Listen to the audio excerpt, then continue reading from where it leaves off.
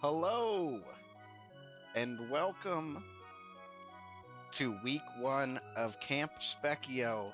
We've got extra credit tonight, and I think it's going to be a lot of fun. There's a lot of interesting decision making in this category, so it definitely has some strategic differences. So I think it's going to be a lot of fun to show off and to kind of walk through some of the stuff we're doing different from like a race flag seed.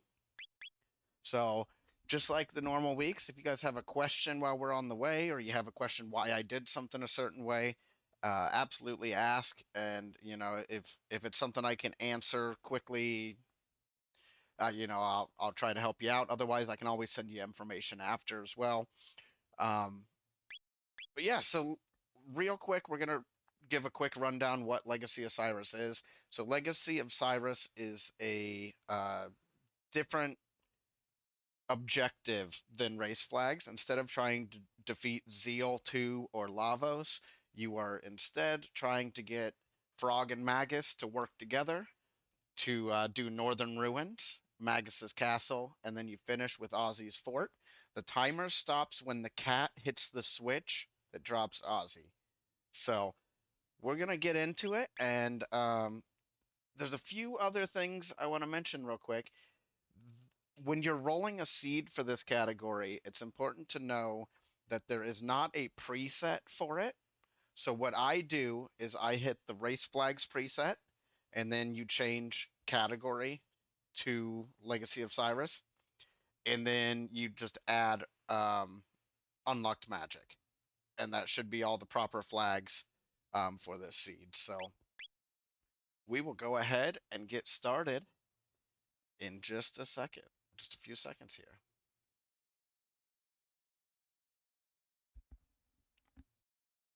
So obviously, we're hoping to start off with Magus and Frog.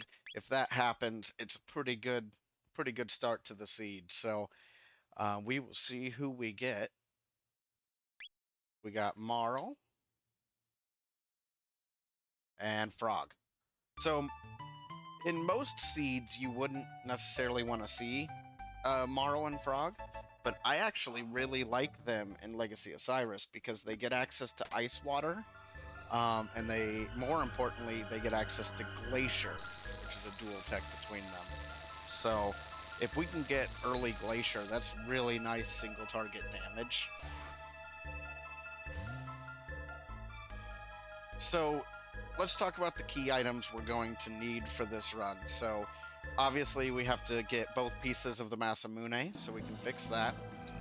We also need the Grand Leon, and that should be it, and Magus and Frog. So obviously we're going to go in and we're going to do our menuing here.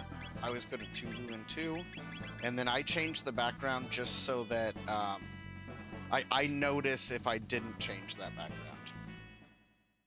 So I always proc the bridge first, and then I start looking for the things I know I'm going to need for every seed, which is going to be a couple revives ideally, a couple stacks of mid tonics, and then we're also looking for regular ethers. And I find that between that shop and this shop here, oh, grab our tab while we're here. So this beginning is going to look pretty familiar. Ooh, that's mid tonics, no ethers, but we got a couple other places they could be. So let's check Snail Stop. The other thing we're kind of on the lookout for is there's a little bit of a decision to make if you find a pendant early. If you do find early pendant, a gate key, that could get us Magus, so we're gonna buy that gate key. Gate key, as we know, gate key unlocks prehistory, and there's a character check there. And there's our ethers. So we're going to grab a good amount of ethers. We're not going to have a lot of shelters at the start here. we're still gonna finish off kind of our early game stuff because otherwise it's really easy if you skip like doing carpenter to forget that you haven't done carpenter yet. And there's another shop here. We're still looking for shelters a little bit. We won't be able to buy a lot of them. In fact, we'll only be able to buy one, so we'll probably just go buy those after Cathedral. Oh. Come down to the residence, and we will get our key item from her. And obviously, we want a piece of the sword or the Grand Leone. Hero's Medal is nice, because it could lead to progression. Jerky is not what I would have hoped for. But we're so early in the seed that it's worth turning it in, because that could make a pretty big difference. Come on, give me my speed tab.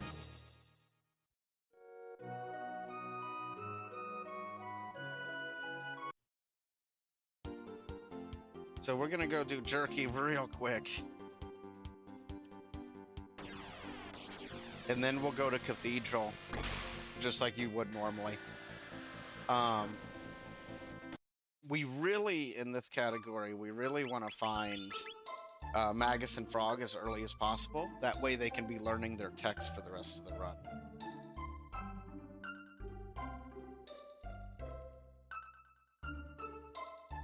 And we're hoping this is going to be something worthwhile, and that it's not a waste of a little bit of time.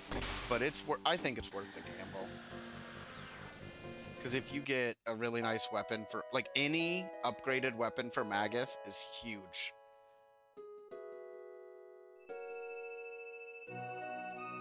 We're not gonna need Shiva Edge.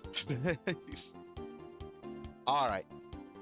So we already triggered this quest by going to Xenon Bridge. So now we can decide if we want to do a grind fight. With this party, I think yeah. Sorry. We could have done market fight when we went over and got this key item. I'm just going to run over and do market fight. I do a couple different starts depending on like party and gear and stuff. But this team should do okay here. Key is to make sure that all your inputs go into the Omnicron. And he'll miss the first 2 attacks. If we had started with Magus or Ayla, there's another start we could have done. But we did not get that lucky this time.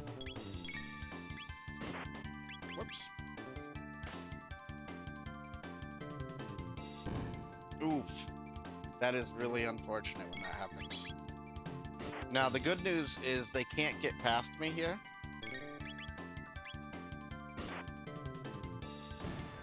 This isn't the team I would have expected to have any problems here. Unfortunately, we do have to revive because I think that tech points are too valuable. How we crit. No, so on your first fight, you're guaranteed a crit every other attack for the first certain amount of them, at least 6. Alright, we're learning Aura. I'm on Water 2. Oh, it is Water 2.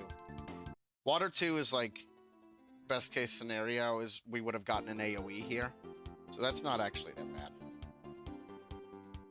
So now we can head off to Cathedral.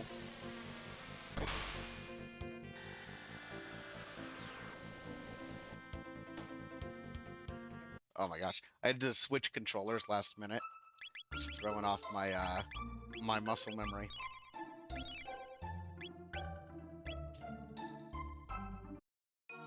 So we want a nice AoE so that we can get through this fight faster. And Frog is a pretty good one to get early because we know he's going to be in our party, so we can feel free to use pretty much any type of tabs on him and not have to feel bad about it. Frog with power tabs can do some pretty decent damage with like Leap Slash and some of his dual techs. But with this team, I really want to focus on magic. if I end up keeping this team till the end.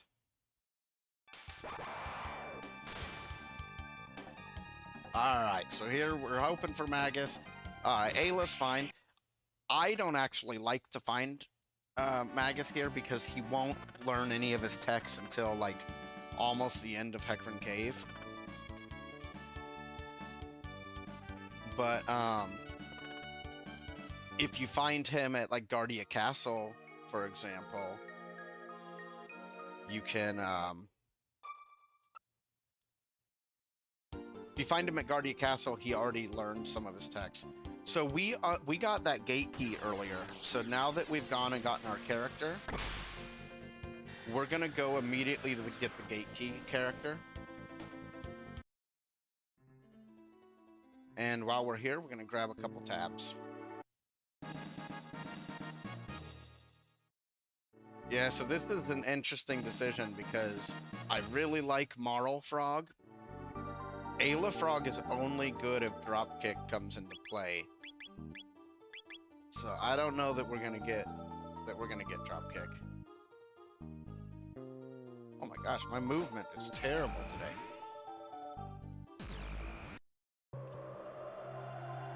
Yeah, so it depends on what build you're forced into. Frog is an interesting character in this category. Because he can kind of be shifted towards magic or physical, depending what you need in your party. So that can be pretty nice. But understanding when and why to make those decisions can be a bit tricky. So like this team, we know Magus is going in. We know Magus is going in. So we know that we're not keeping either Marl or Ayla. One of them has to go.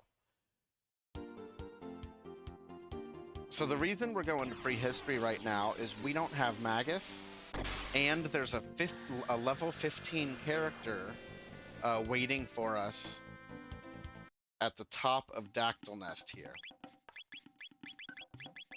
Always save before Dactyl, especially if your team is slow. Our team is actually pretty fast. That's one of the few things Frog has going for him.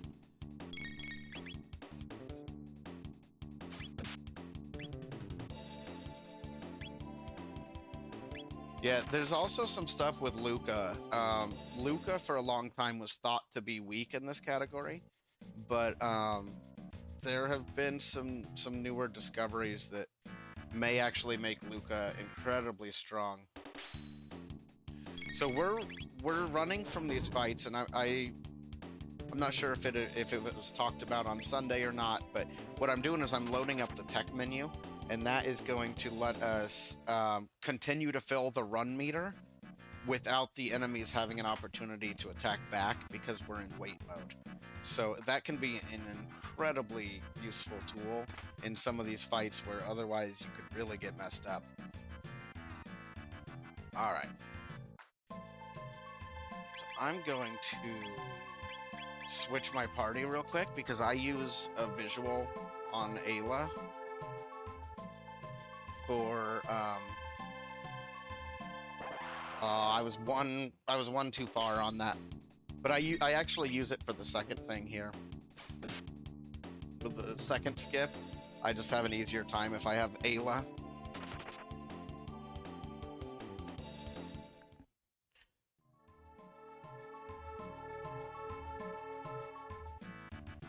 I do recommend pause buffering for beginners. For this spot here, you probably need to learn the pause buffer, but if you happen to have Ayla here, you can just hold up until she stops, walk down, and see that heart shape it makes in the grass. If you move over where Ayla's foot is 1 pixel off of that heart, like right there, then that should be perfectly lined up. And that works. Every character has a slightly different one. I think Robo, you want to be touching the heart. But if you learn one of the characters, then if you happen to have them, it's handy. We gotta at least check what techs Luca has here. Oh, she's got great techs. And like I said, she is also level 15. So we're gonna check this shop while we're here. Not really anything great. And then this is a, like, this is a Pokemon Center for all intents and purposes.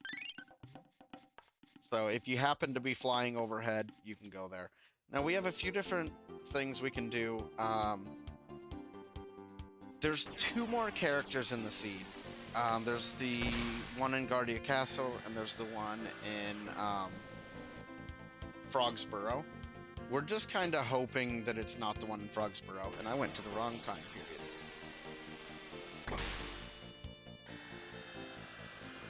But now we've got a level 15 Luca with Fire 2. So real quick, I know I pulled a tab invest, so we're just gonna gear up, because we're probably not gonna gear up again before the Yakra.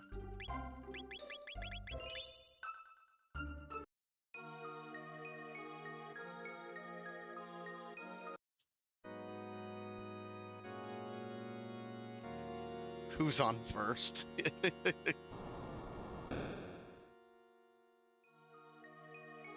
Yeah, Beta X Strike is super nice for Chrono. It made a huge difference for him, especially in this category. And we just did the full heal in prehistory, so Mistrobe's not terrible, but I'm probably not even going to take the time to equip it.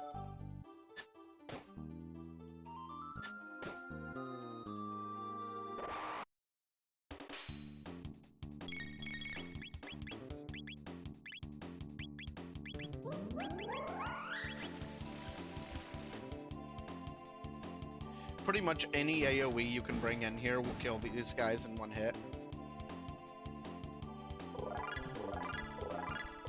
Yes, always remember to turn the bromide in. Now, one thing we don't have to worry about... Oh, I already took it. One thing you don't have to worry about is magic is unlocked from the beginning of the seed. So no characters require going to the end of time to unlock magic. So that's why we didn't go unlock magic along the way.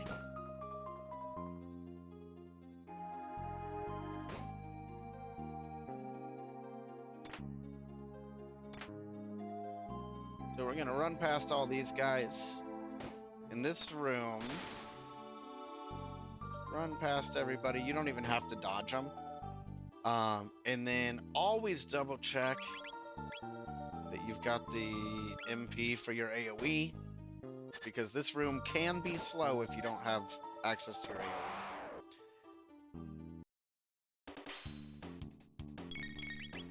Yeah, I'm also a big fan of Xenon early. I think in non-boss randos, Xenon is a great check to do early. And it has the tendency to drop really good loot.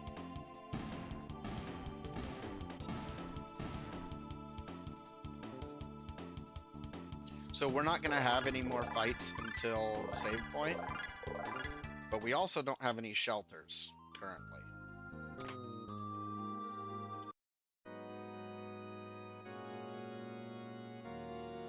Oh, that's good to hear that Xenon's safer. For a long time, Xenon was like a brick wall. It felt like.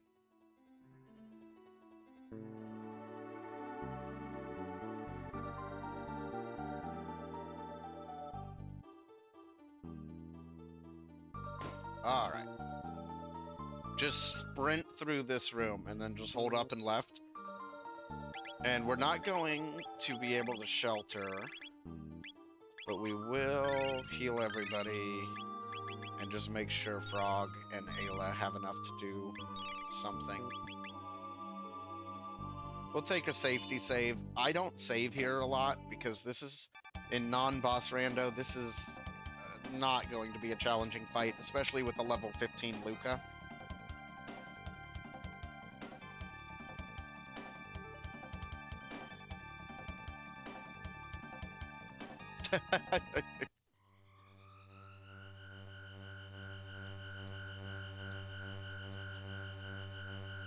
What? That's not the Chancellor. This is the first time hearing of this.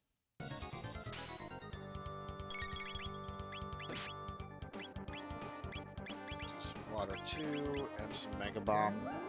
And I don't expect this fight will take us very long. Luca may come close to finishing him.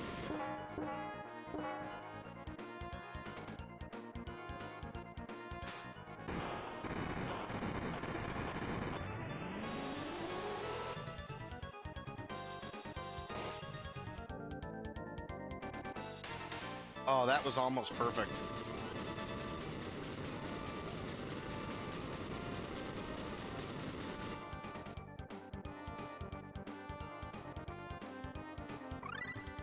Alright, cat attack. That gives us some nice single target. We don't have access to lightning currently, so we don't necessarily want to go to Reptite Lair.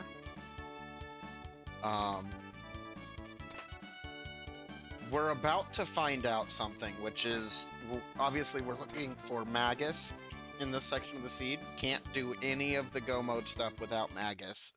It's a rule. And the game won't let you do it without Magus, so... we're gonna check Guardia Castle. If it's not Guardia Castle, then we just have to start doing key item checks, because that means that Magus is on the other side of the repaired Masamune. Because the future 2300 AD is not in Legacy of Cyrus. So this is optimal. We want Magus here because he's gonna have techs already, and we're getting him before we're getting a bunch of checkpoints. And see, if you try to back out, it'll make you put Magus in. So... I'm going to do that for now, and I want to see... If Ayla's not actively learning triple kick, yeah, then I'm going to switch her out. So who do I want? I think I want Luca.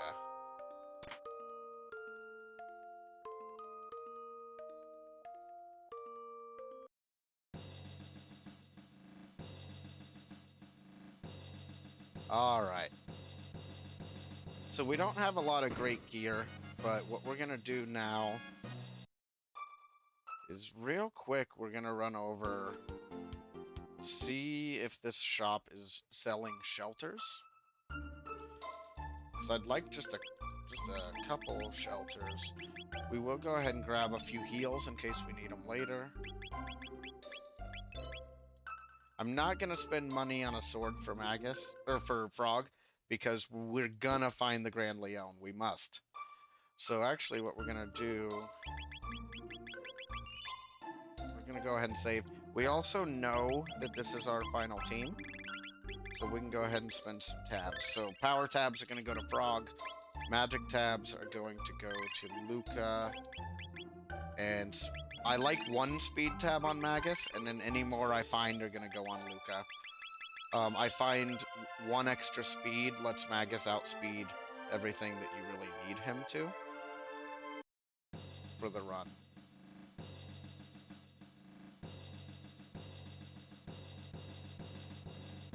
Yeah, so the options for where to go next is, I'm almost certain... Oh my gosh, get back here, chef. So you don't see this done very often, but you can dialogue skip some of these boxes by moving in and out of that room. Just make sure you close that dialogue box or it won't stop you when you go to leave. But as far as our options, Hero's Medal is well worth coming here for.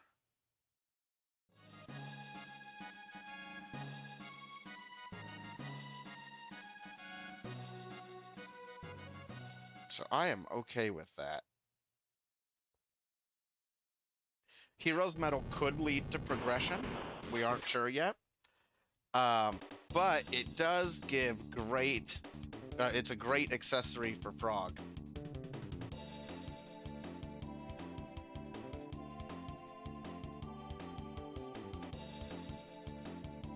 So if it leads to progression especially, it's amazing. But we still have Hecarim Cave, we still have Reptite Lair that we could go to. So we have options. Water 2 is a faster animation than Fire 2. Not by a lot, but by a little bit.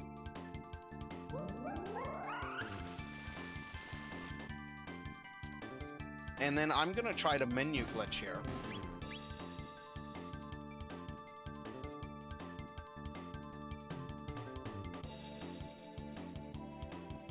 I didn't get that menu glitch.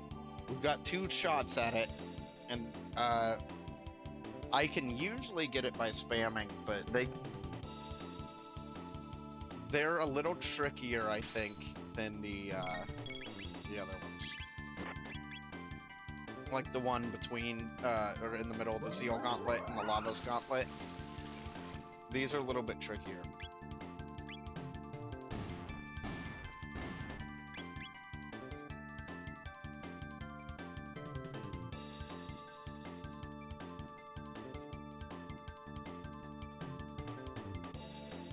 Oh man, we didn't get it. So we wanted to get it so that we could equip Hero's Medal. That was what we were trying to do.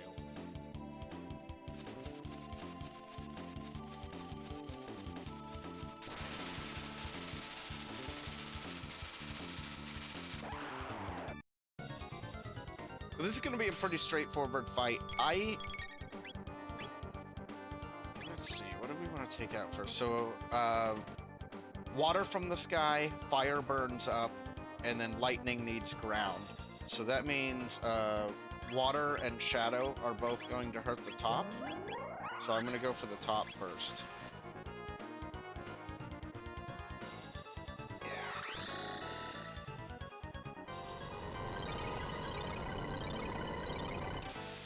Thank you for that info, Tech.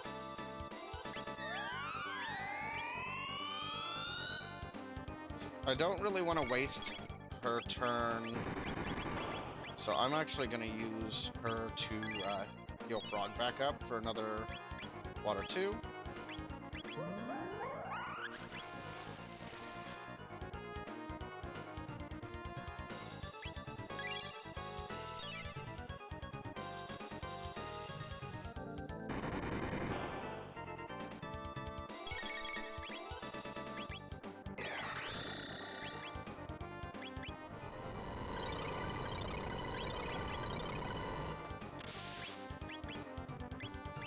Aha.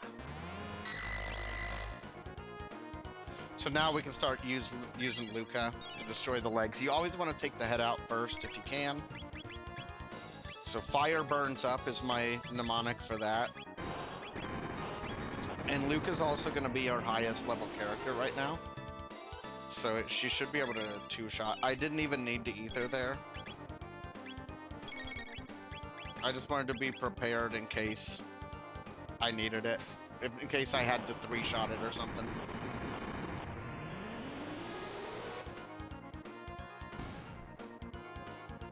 That should do it. What are we gonna get here? Demon hit. Gun for Luca. We'll go ahead and grab our spoils here. Because we're gonna go turn in the bromide.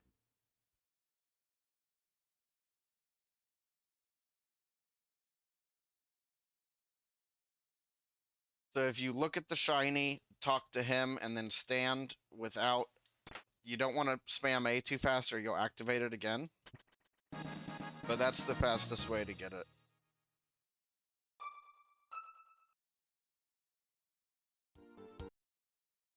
Alright, so now that we don't have to worry about our crit RNG at the beginning of the run, like we did earlier, we can run to Desert. We can't actually turn in Desert, but we can loot Desert.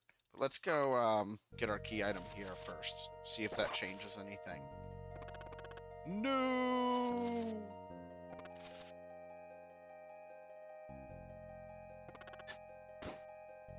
Alright, so it's Robo here. So Desert could be Grand Leon. It's possible. There's Pendant. So, cool. I get to show you early Pendant. So, This is something that you can choose to do in your LOC runs or choose not to do. But there's a little bit of a route you can take where if you kind of go about it in this order, you can get all the sealed chests in less than 5 minutes. Alright, Shiva Edge and Flash Mail. Then we're going to go down to the forest.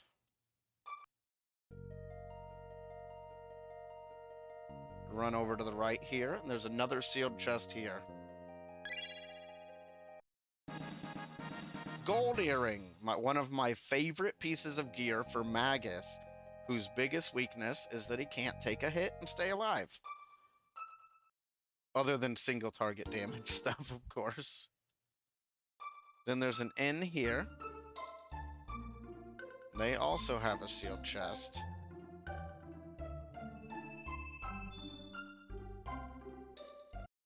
Moon armor. I'll take some moon armor, please.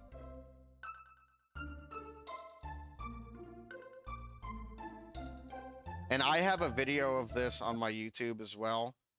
But once you're done there, you time travel to 1000 AD, and then you go to those same places. Yeah, Moon Blizzard helped me out with the routing on this.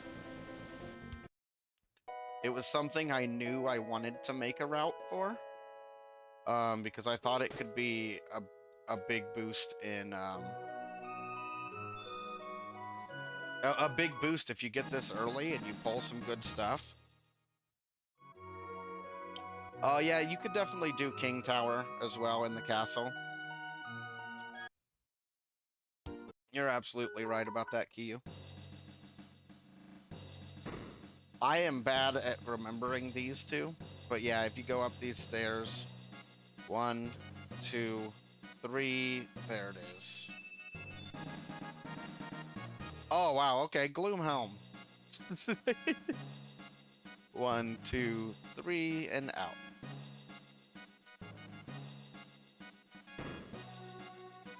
So the idea is you hit all 4 of these locations in each timeline. So then forest in this time. This is not the one we already got. Oh, this is not the one we already got. Yep. Doomfinger. Yeah, Pyramid's a scam. It's so long. I think I timed it one day, and it's like 40 seconds if you save before you do it. So that's a lot of time investment for one chest that you might have to reset to have it be good. White Vest, Dark Saber. So we got a couple things that were worth it there. But now we will probably go Hecarim's Cave. Although... yeah, I think we're going to go Hecarim's Cave just because we'll end up stronger for it. Now, it's important to note,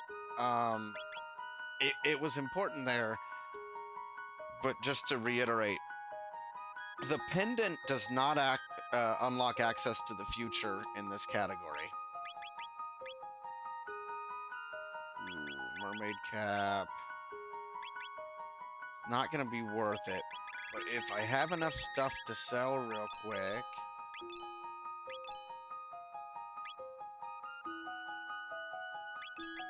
I had to really think about that for a minute. Alright, we're gonna go Pearl Edge Con. Can we get enough? Yes, for the Hurricane. That'll actually help. Any weapon upgrade for Magus is a massive upgrade for Magus. So, we'll actually just leave the Raven Armor on him. We're going to put the Gold Earring for the extra HP. We're going to equip the Hero's Medal, Moon Armor, Demon Hit, and Luca is going to get her equipment here too. So for now, we're just going to throw the Mist Robe on her. And then... we don't have a lot of great items right now for Luca, so we're just going to put the Magic Scarf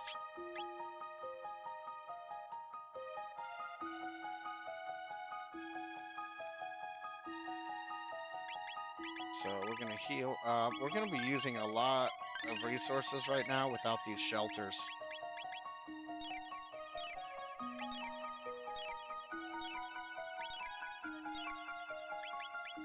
Alright. That should be enough to get us through. We should one-shot these, so I'm just gonna auto-attack them. These guys are not resistant to physical at all, so we're gonna save the ethers.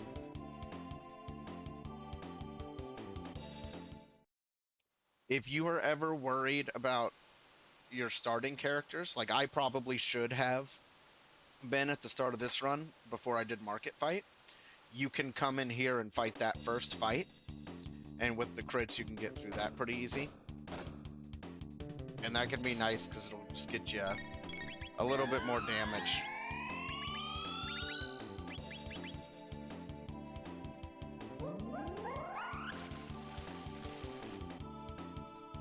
What I'd really like to find for Luca would be, I'd really like to find like a dash ring, something to give her more speed. Now, once we have some decent techs, Mount Woe is on the table. And Mount Woe would give us a lot of loot as well. But Hecarim's a pretty easy play here because we can just build up a whole bunch of tech points and have a boss that everybody on this team is going to be able to do damage to this boss.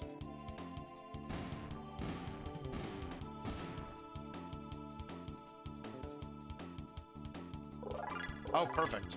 Well, I'm a huge fan of WoW, and I'm probably the most consistent WoW runner.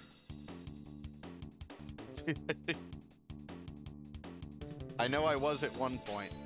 Aku may have it down better than me now. Should just kill, but I'm gonna queue up a water too in case I'm dumb.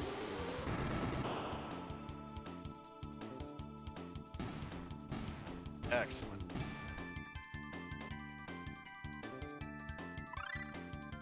So about this point, I take a look at my techs, and I see how close we are to learning new ones. I think we're just going to go straight to Hecarim. So this is Bat Skip. You want to get right on this corner and hold down, and then it'll push you past the encounter line there. And then we'll run along this right side, skip this.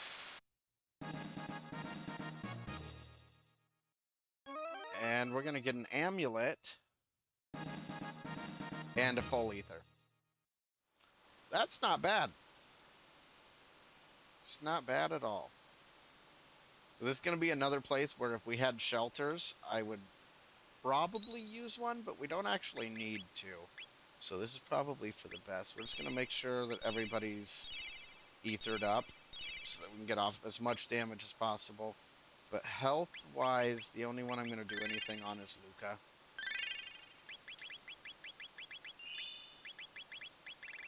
And we've gotten a couple more tabs. So power tabs for Frog, magic tabs Luca, speed tabs Luca. And then save at every save point. So we'll run up, we'll fight Hecarim and see what we get from Tabin here. So we're just going to be hitting with our heaviest spells until we start getting low on mana or magic.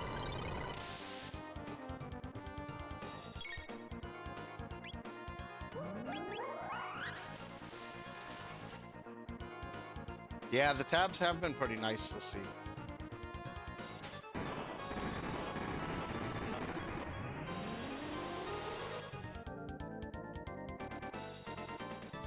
So Hecarim is a really nice boss to do early. He doesn't have that much HP. Probably...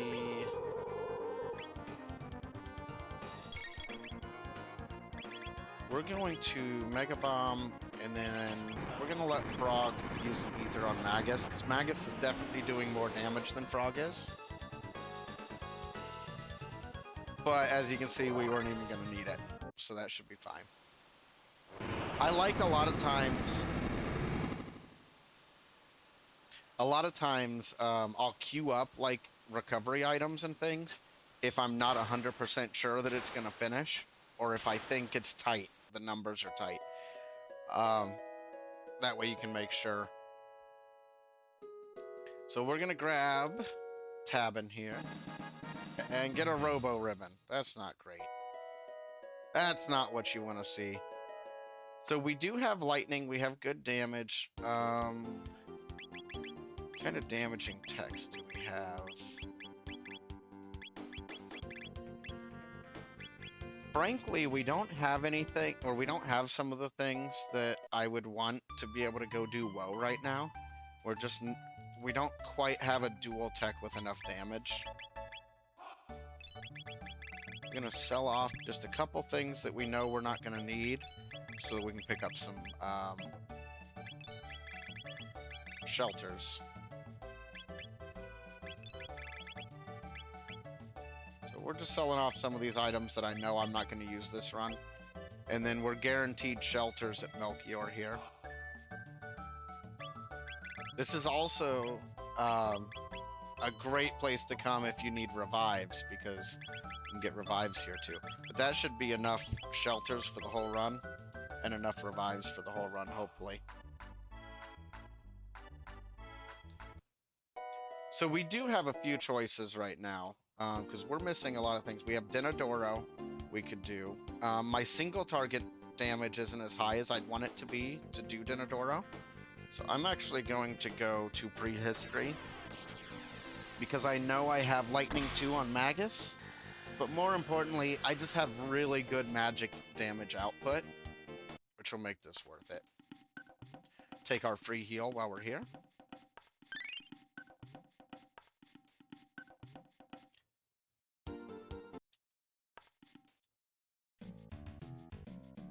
Alright, so there's a lot of trains of thought about grinding here and secret tunnels and things like that, but I'm going to show you something kind of interesting about this area. So we're just going to use a spell that we know will one-shot these guys. If you're feeling a little weak, or you're missing text that you would like to have for a boss, you can always come here if you have access. And what I typically will do is I'll grind up here until they dig a secret tunnel.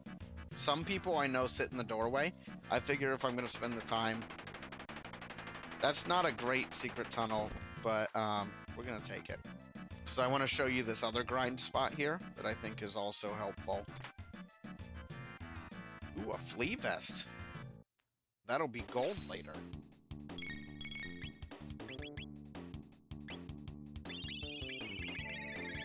Right now, I'm going to go ahead and queue up the text that I'm going to be using for, like, the rest of the battles, just so I can kind of spam A. Yeah, the OK tunnel.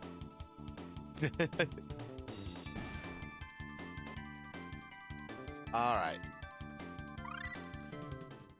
So up there is interesting because you actually get more XP and less tech points than another fight in this dungeon that is also easy to reset. So you've got kind of two different grind fights that achieve two different goals.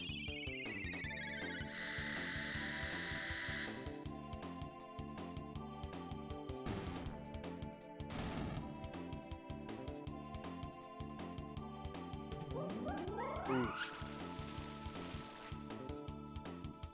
Didn't kill the plant in one hit, so that cost me a little bit of time there. I would have been better off just casting Water 2 on Frog. Magus is like Lightning 2 and Water 2 and Fire 2. Has like half the damage.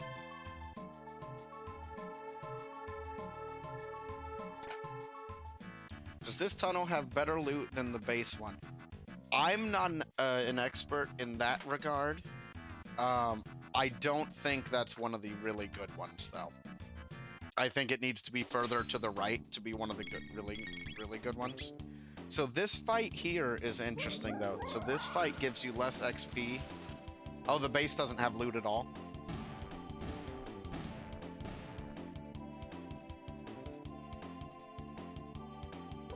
Okay. Thank you, mian. So that fight gets you more tech points than the previous fight, and is super easy to reset. So what I'm checking here is how far away from certain techs I am.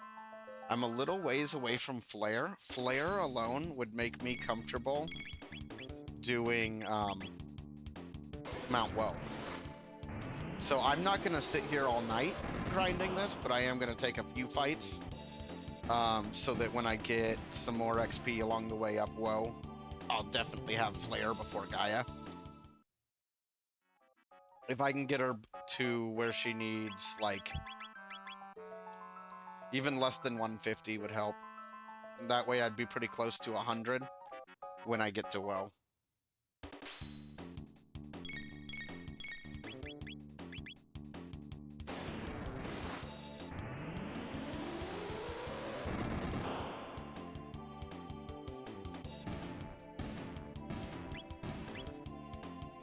So we'll take this. This will be the last time we'll fight this one here. And that will get us Ice 2. I don't think Ice 2 is something that we necessarily need. This encounter skip is one of the weirdest in the game, but it works, so we don't complain. There's a couple different ways to pull it off. We're just gonna Lightning 2. That should kill the Reptites on the left and right.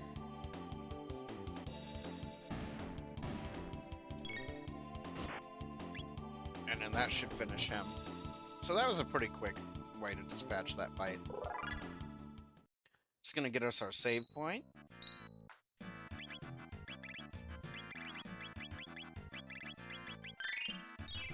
Shelter up.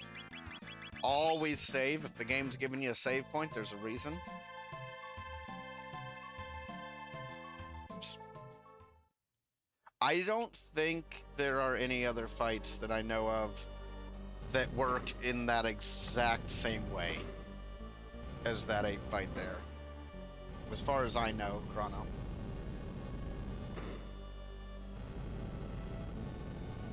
Oh, the eyes.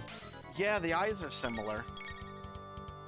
So we're just gonna go straight into magic damage, because we don't even have our good physical tech on Frog yet. Mutant skip, also. Good points from both of you there. And we're gonna go straight into Magathon. We're just hitting this guy as hard as we can with these spells.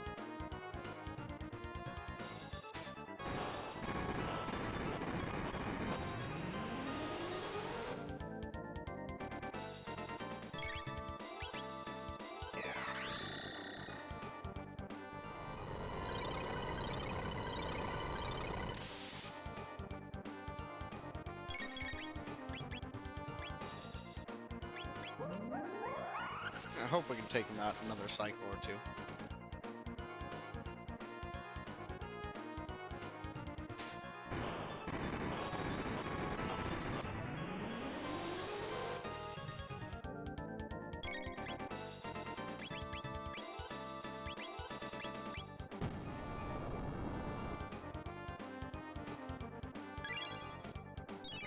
I'm just gonna have Frog Ether Magus, so that if this doesn't kill, I can Dark Matter and hopefully finish. This boss can be a little tougher than people expect sometimes if you just straight up don't have lightning magic, or you don't have really powerful like magic damage. This fight can be pretty challenging, so always make sure you treat this one with a little bit of respect. Because if you run out of mana or you're having to ether up the whole time, it can be a lot longer. A lot more dangerous of a fight. There's our speed belt I asked for. And we got... what will it be? Bent Hilt. Alright. So we're going to take our free heal.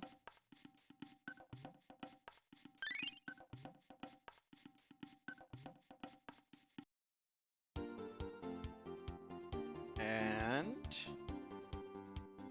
Now that we're close enough that I know we're gonna get flare, we're gonna go to woe.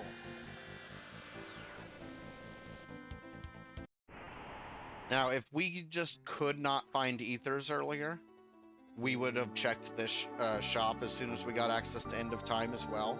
There's a shop in the Lost Village here, or the last village, that can get you some pretty nice stuff. So, probably gonna grab some mid tonics while we're here. And I try not to save and shelter outside of this place, because there's a save point at the bottom of this ladder. And so you might as well just save and shelter there. And you'll see me spamming shelters even when I'm already full health or when I've already hit a heal. That's just like muscle memory. Every time I open my menu at a save point, I use a shelter.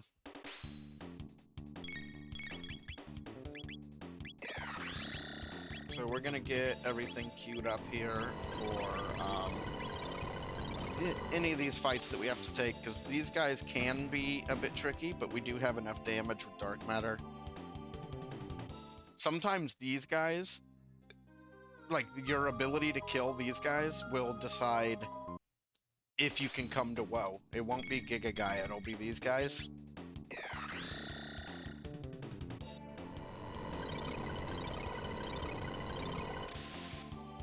Because if you only have single target damage, like, this will be really difficult. You'll slam through Giga Gaia because you don't have to take out his hands. And we'll talk about that a little bit more when we get up there. So let's talk about tech point doubling. So tech point doubling is something that can happen when you're earning tech points. So like, I know these rebels are worth 50 tech points. So I'm going to check at the top here and decide how many battles I need to take. But like, that means when I get 50 tech points, I'm going to get 50 tech points, and it's going to fill up that 34 that Frog needs to learn water. And then, for some reason, the game gives us the 50 tech points again. So it's not quite doubling, unless it's a perfect situation. But, I mean, you're getting 84 tech points instead of 50. So we're going to use that to pretty much finish out our tech lists, or come pretty close, at least get the ones that are important. So we're going to get Flare, and we're probably going to get whatever Frog's second tech is. And then Magus has everything we need from him. So we're going to take at least 2 of these fights. That's a skip there that can be a little tricky. It is another one of those skips that uses the ledge to bypass an encounter line. Nova armor again? Or, no, that was moon armor earlier. Throw that on. And I like to grab the chest there, because if you pull a good weapon for one of your characters, then you can equip it before you fight these rebels. But each of these rebels is worth 50 tech points if you can kill it. And we do have a hit ring. If this first one goes bad, I'll throw the hit ring on Magus, because he can do that. So we're like about 50 damage away. And we got it. And when I'm in those fights, because of the settings I play with about like memory cursor, I can just hold the X button, or I'm sorry, the Y button, and it'll just auto attack for me. And that is a setting that if it doesn't bother you in other areas, it can be really nice, because it's frame perfect auto attacks on the first target. Well, that'll do just fine, Frog. So Luca learned Flare, Frog learned his tech on the last one. So we can take a look and we can see Frog's learning. So none of these are techs that are going to be important for us. So I'm probably not even going to take another rebel fight. That's another encounter skip that uses those walls. It is just holding. In a lot of those encounters, it's like if you're pushing up and you cross a certain line, then it'll start the fight. And so if you hold right and you use the ledge, you'll avoid that. This fight, I have not found a way to skip, but every fight here is runnable. And running is a mechanic that if you want to get really fast at this game and you want to get to really good times, you have to know how to run. So I don't need loot bad enough that I'm going to go out of my way for a lot of chests. And I feel pretty confident in my techs, but so I'm going to actually try to do like the most encounter skips here. Go. So that was a fight there that can be a little annoying. And then this is another one where, like, if we were to fight this, like, we have to kill the goblins being held by the birds. We have to kill the birds, and then the goblins drop, and it's just a lot of wasted time. So we're gonna run down this way. We're gonna take one more rubble fight to see. I'd like to get leap slash later in the run, but we're just far enough away that I still don't know that I'll get it. And also, it's like we have to. I just want to see if it's the next tech we're learning.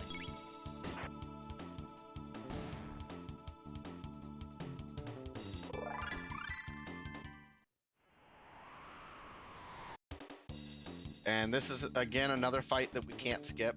If you're really fast and you have a really good AoE and you're confident in your team, you can take this fight for some extra tech points if you need it.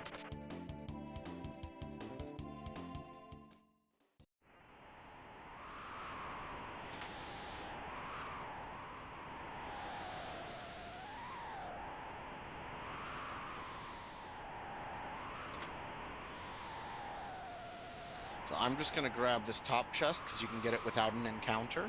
There's another chest just down there, but I'm going to skip it because, like I said, there's not really enough that would make a major difference to our team, in my opinion, that's worth the time. But there is usually very good loot up here, and so you can grab as much or as little loot as you need to for that particular scene. 34. And we're getting enough that... Gosh, I'm going to take one more. And we haven't missed one, so... We're here late enough that everybody's hit stat is somewhat decent. So we have a really good shot at hitting every attack. If the earlier you come here, the less likely it is that you'll hit.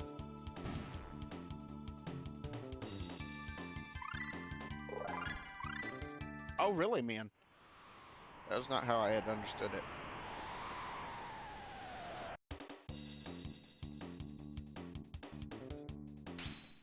But it is nice when you, like, if you're in a Lost World seed and you do Mount Woe really early, like first check. No, you're completely fine, man. But in, like, if you do Mount Woe in Lost Worlds, which we'll talk about this at that time too, you can get like 3 techs every battle, and you can learn almost your whole tech list on the way up here. So Mount Woe is a major source of XP and tech points. So people sleep on it sometimes, but I think that's starting to get better. People are starting to realize that there's value in coming here. And hopefully there's a piece of go mode here as well. I should have gone in and equipped that speed belt. I don't think it'll make too big of a difference because we're gonna have plenty of damage, but it would have gotten Luca doing more damage more quickly in this fight. So Frog's gonna be on healing duty, so we're gonna get hit with 2 pretty big AoEs here. I mean, 100 damage may not seem like that much, but then we're gonna get hit with the second one as well. That's gonna put us at about 200 damage per character when we only have a little over 300 like health.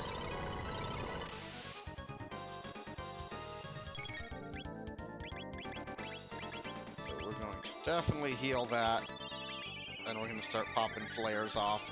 Luca's MP is finally getting to a point where, like, she can get some spells off. and not have to ether all the time.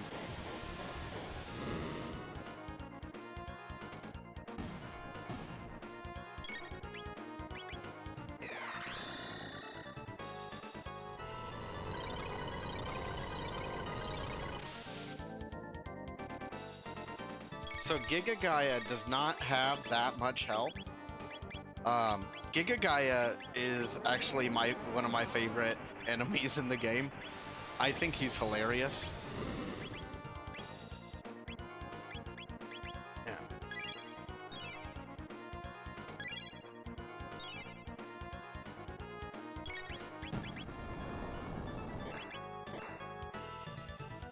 Yes. Yes. Giga Gaia has permanent Pog face. I need to make a Pog Giga Gaia emote. That would be cool.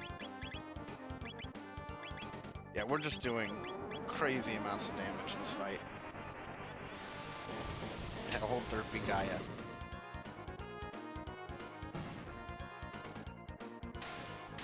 Nice.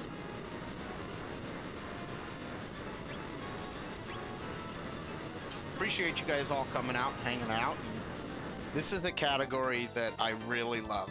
I really think it's something special. And I'm completely unbiased in saying that.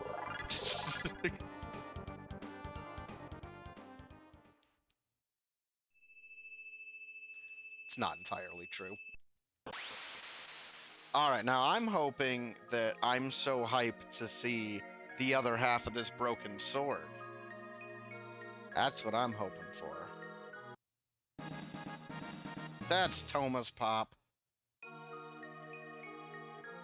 I'm really feeling like this is going to be desert required. So right now we have Dinodoro or we have Toma's pop. Toma's pop is probably they're probably pretty similar.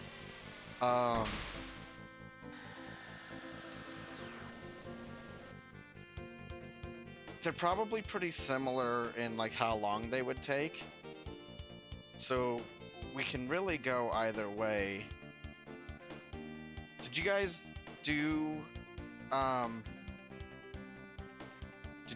do Toma's pop in Sunday's stream? Because if not, I'll go do that. Okay. I really think strategically either one is a good option. If I was in a race, I would go Toma's pop. If I was doing like just a straight up run, I would probably do Dinodoro first. But I think that's a good plan. We'll go Toma's pop because I really like that dungeon, and it's also a dungeon that if you have trouble with it, look at a map, because there's a lot of it, or there are definitely portions of it that you don't have to go to, and there are areas where you can end up going like backwards in the dungeon and like having to restart pretty much if you go up a certain ladder.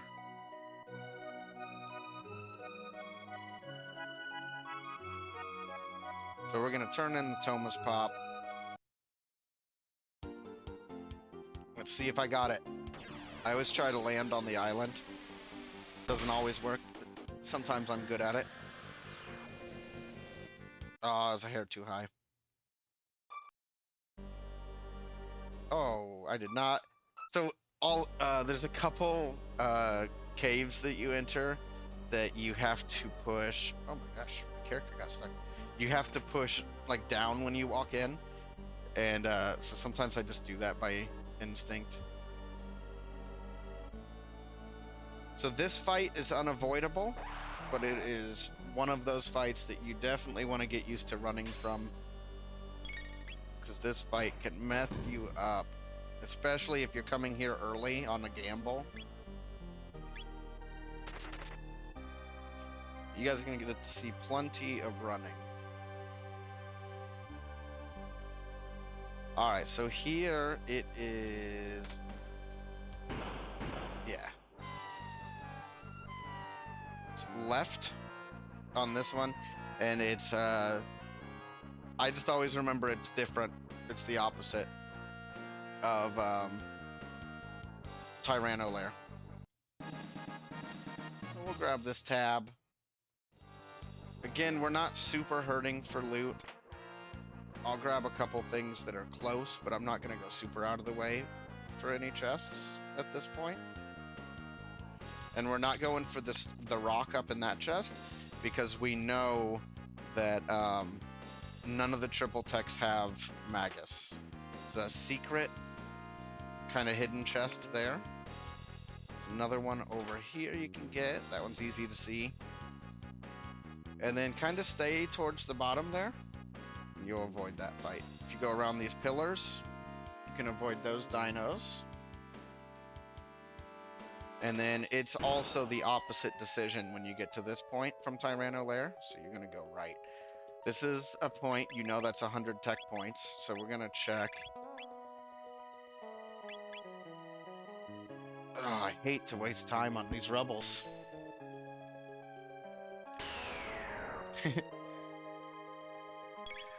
I hate losing time on these rebels, but I really want to get the best chance I have to get Leap Slash before the end. And we have been getting through these pretty quickly. Everyone's doing pretty solid damage now. We are, real quick, going to do that thing I talked about earlier that I said, oh, I should have done this, which was equipping the speed belt.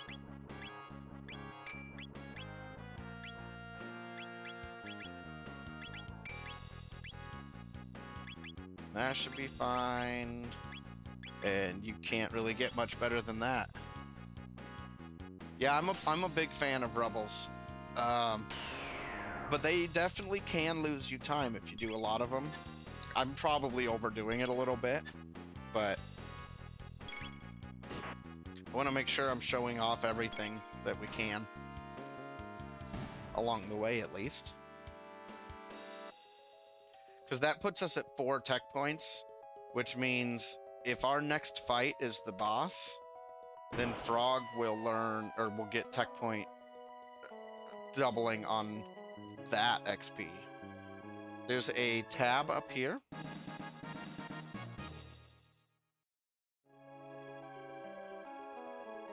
Yeah, it wasn't even necessarily about the 50 tech points. It's more about the tech point doubling on a boss, because bosses give large amounts of tech points.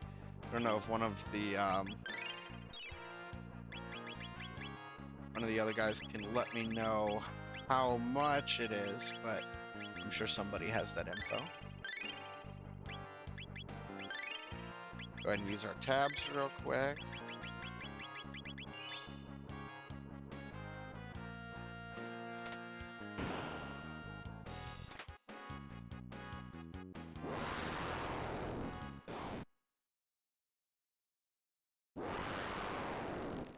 And this fight should be pretty easy because it's pretty much just a big beefy tank, but we have 2 of the techs that we really need to be able to do this, and Frog to throw ethers at the problem.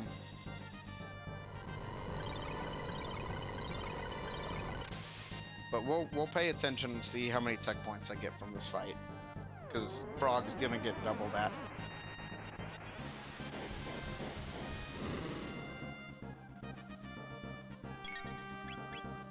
Well, we are doing really solid damage.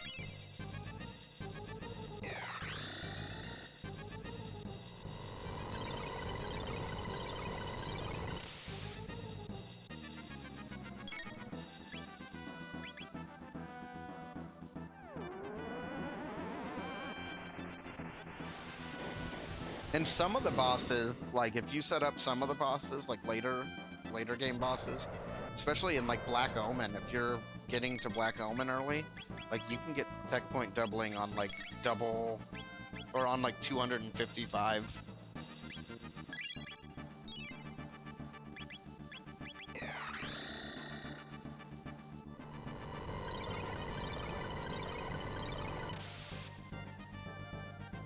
Setting up tech doubling is one of those things that, if it's done well in a race, it can make the difference between the winner and loser. If somebody gets a good amount of tech doubling,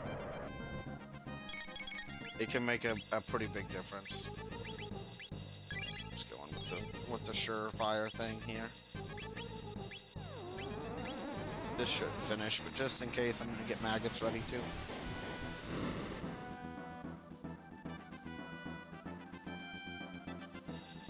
There it is.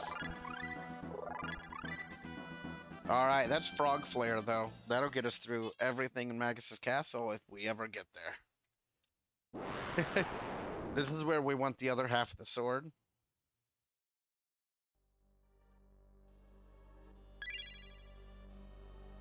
Hey, there it is.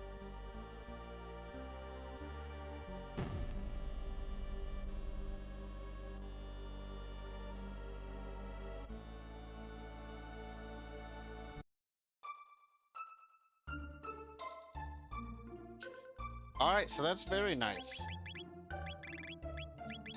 So, we've got a couple decisions we can make here.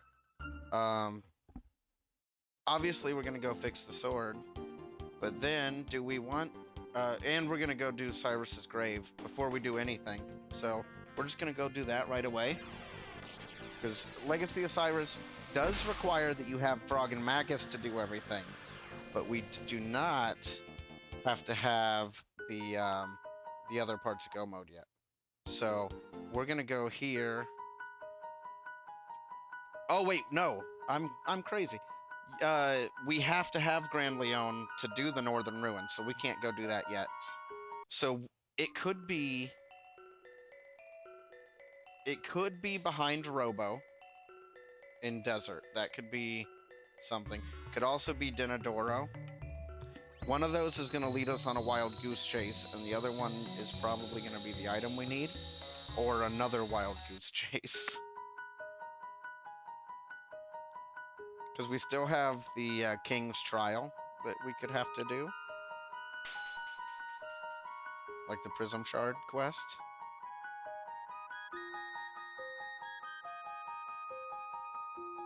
So, I think Desert would be the faster check, except all of my physical techs are awful. So I'm gonna do Dinadoro. This is not a very physically demanding team.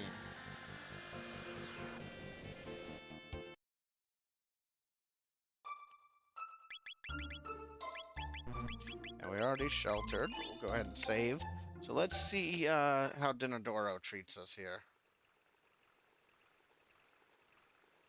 I'm not going to be picking up almost any of the chests. They're all very low tier.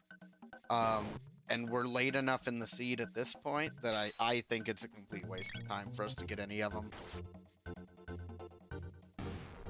So unlikely for anything here to be of great value to us.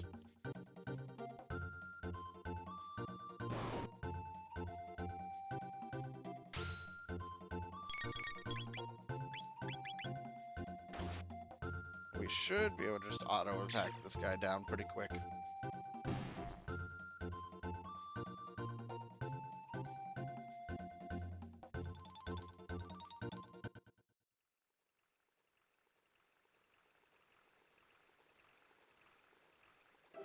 Yeah, tech point doubling calculations are one of those things. I think a lot of us do them, even if we don't go super out of the way to do them.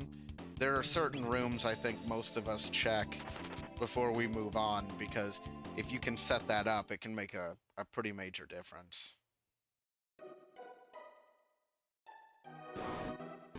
There, you just have to stay real tight there, not go down too far. This room, you sprint through as quickly as you can. If you do it right, you will just make it. Run up here. That one's like literally on our path, so I nabbed it. I move slightly up before I do that. I just find it to be a hair more consistent for me. Here, any direction except the one you'd think will make sure that you skip this entire gauntlet, and there you go. There's a 90-second time save for you. Here, I do moon skip. The Method Moon Blizzard does, or showed me. Here, straight left, down, across the bridge. We're gonna find out what mountains are.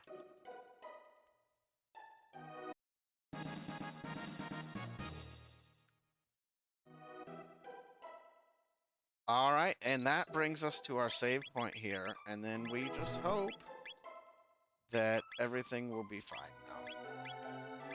I'm gonna go ahead and magic tab Luca, get those frog flares really doing as much as we can here. And if frog flare is our best strategy, we're gonna make... Oh, never mind. I want Hero's Medal. I was gonna say we're gonna make one change and put the gold earring on Frog, so he would be missing some health. But, I don't actually want to do that. You can one cycle this. I don't think it's worth it, but you can. I would have made it, if I didn't get stuck on the ladder. I don't think the one cycle's worth it. Just wait for the 2 rocks and then run up the ladder. That'll get you past every time. It's the most consistent way to get past that for me. But you can one cycle it. I just don't think it's worth the risk, because if you mess it up, it's such a tight window. Such a tight window that if you mess it up, you're getting in that encounter. That encounter never drops anything good. It's like worthless amounts of tech points, so just something to keep in mind.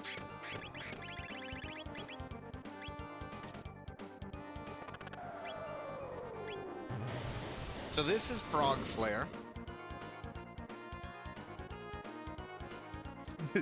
An interesting point about that one cycle for that bird skip there is you have to be holding down and to the right when you walk into that room. You have to be holding it, and if you mess up at all in that pathing, you're probably not making it. So there was a while I was trying to get consistent at it, and I got it to the point where I could do it like 7 out of 10 times maybe. But that's not enough for me.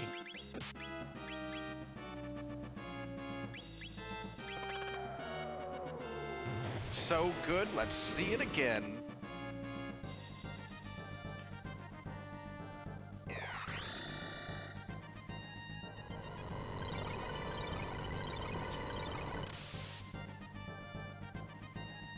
That is some solid damage coming out.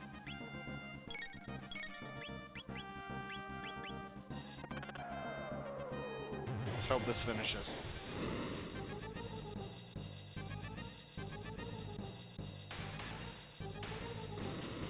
So that's why I came here, is like Retinite would have been a tougher fight for me to go into with this team and these techs. So I knew that Frog Flare would just decimate everything up here. It's also going to be a major help for us in Magus' castle. But we'd really like the Grand Leon now, please. Please? Does anybody have any questions about like the goals of Legacy of Cyrus? I know we haven't gotten Go mode yet, so we haven't been able to fully do them. But there is our Go mode, my friends. So any questions are probably about to be answered.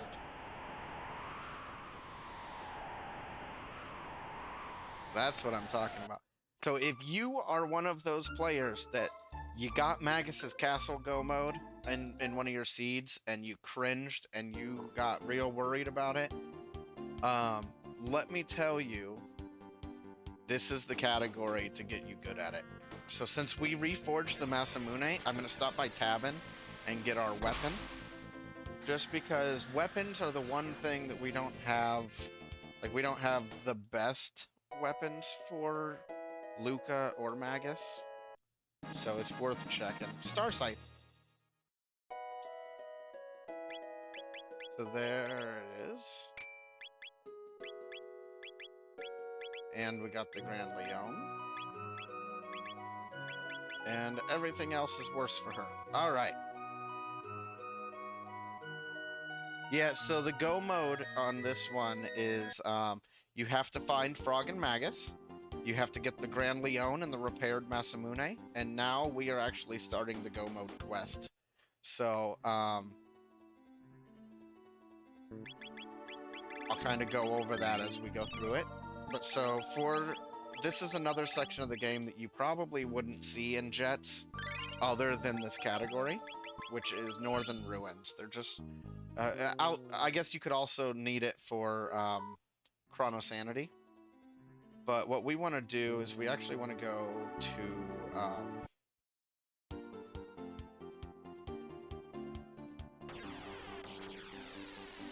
we want to go to Medina Village, which is below here.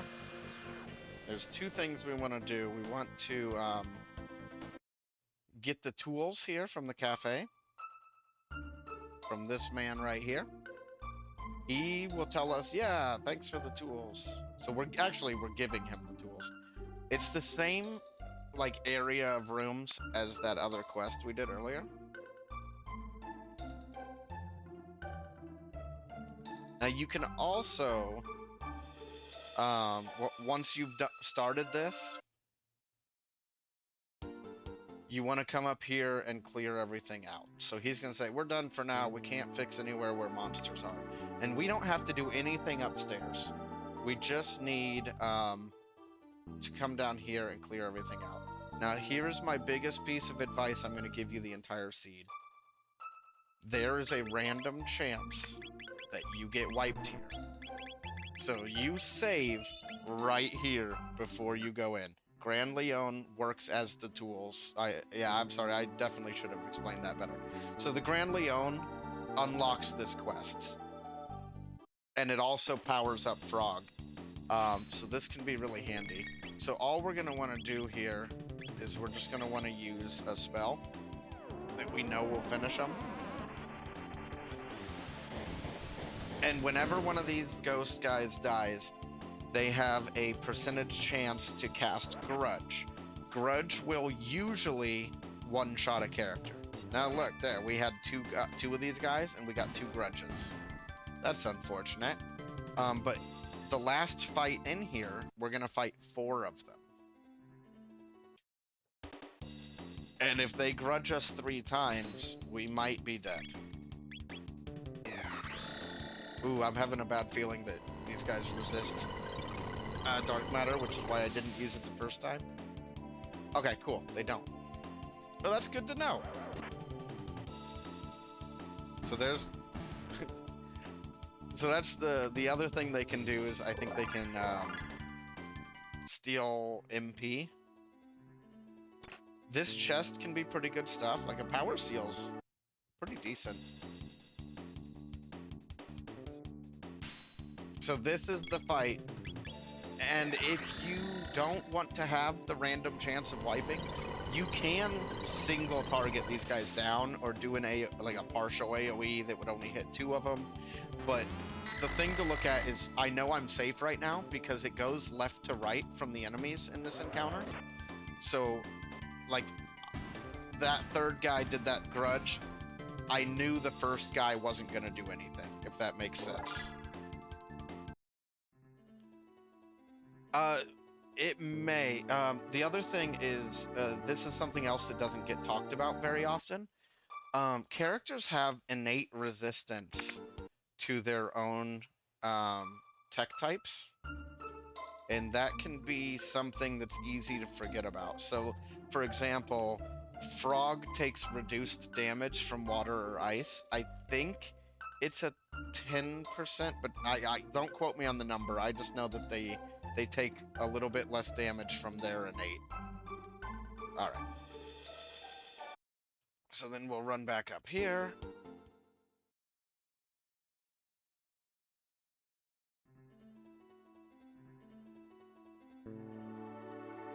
I don't think he charged me, so I think I have to go back one more time. Because he's supposed to charge you 2,000 gold.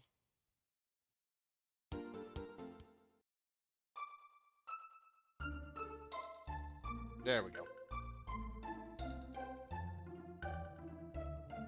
So I didn't have to go there the first time.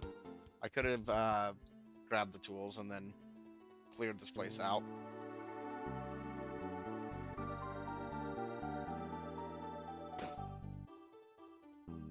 That's a good question.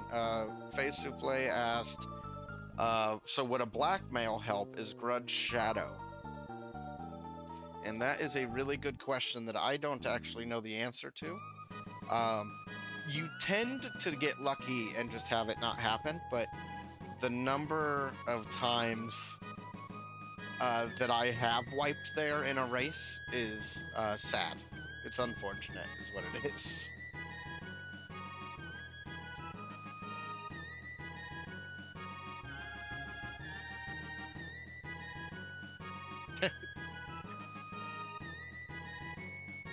So we're gonna grab this upgrade. This is plus 10 power and plus 2 speed to Frog.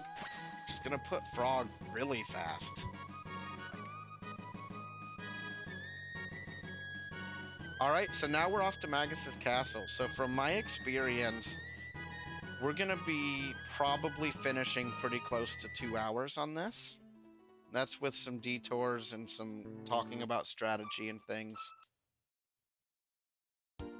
So, we want to take a real quick look and make sure we don't need anything else. So, 5 shelters should be about right. 30 ethers, not bad. Yeah.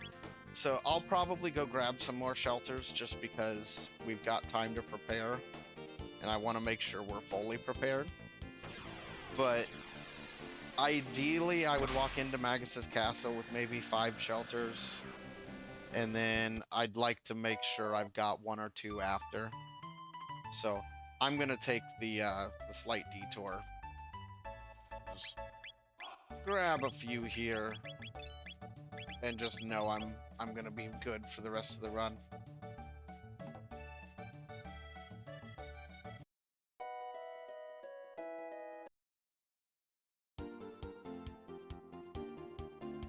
So we do not have to go to Frog's Burrow. All we have to do is come to Magic Cave here with Frog and the repaired Masamune.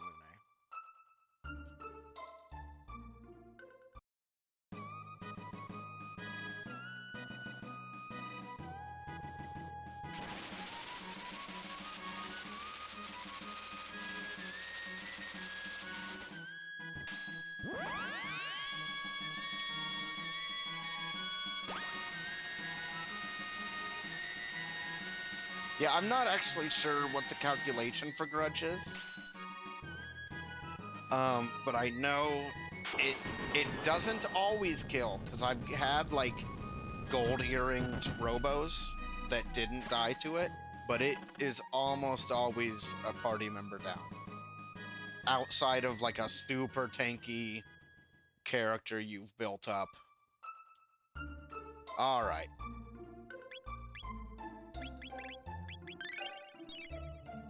Save up here.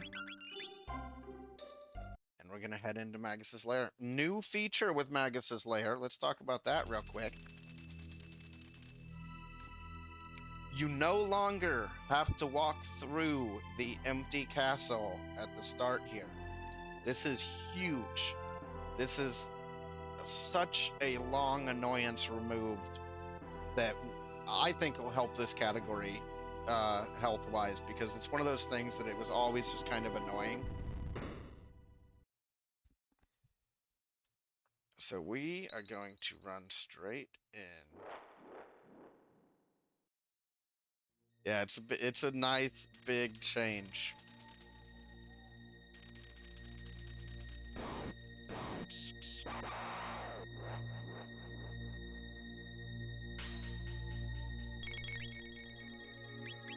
All right. I really will probably just.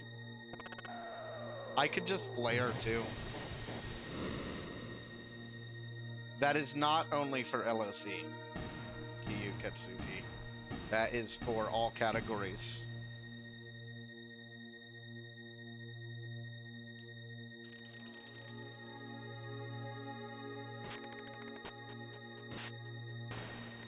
So I usually run along the right side here so I can grab that chest and you can squeeze through all of this.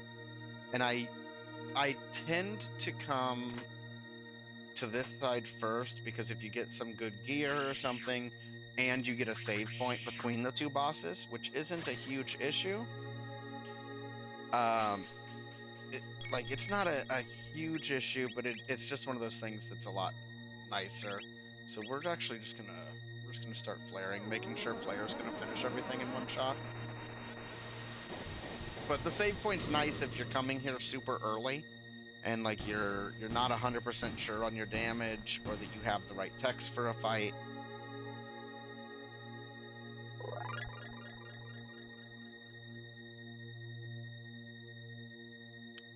Yeah, it's a really nice healthy change for the randomizer to have that section of Magus's castle removed, because it's already a long dungeon.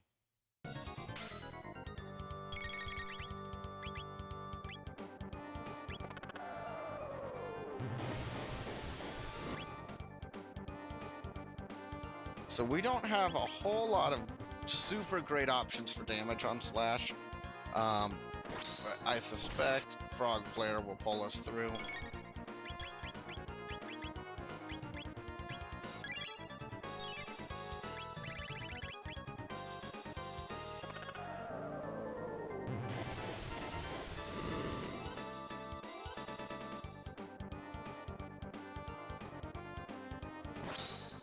Yeah, you guys probably won't get to see me in the pit room, which a lot of you will know exactly what I mean by the pit room. Hopefully you won't see me there. I'm pretty consistent at skipping it entirely. But the biggest thing I want to tell new runners about that pit room that they may not already know. Man, wrecked on mana. Is wherever, if you find a fake save point down there, the one on the opposite side of the room will be a fake save point as well. The actual save point and the warp point will always be the same.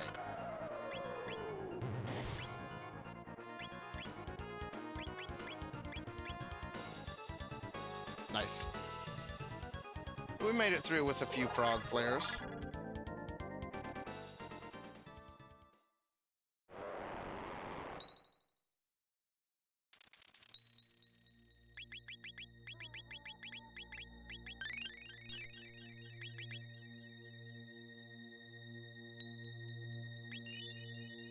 Alright. So let's go fight Flea. Flea is not going to stand much of a chance at all against us. Because we have Frog Flare now, you see.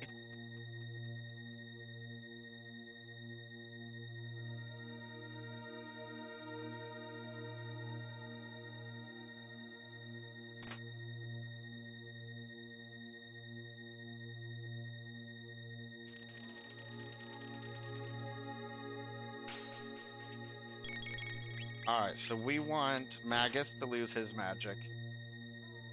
Because we be frog flaring in here.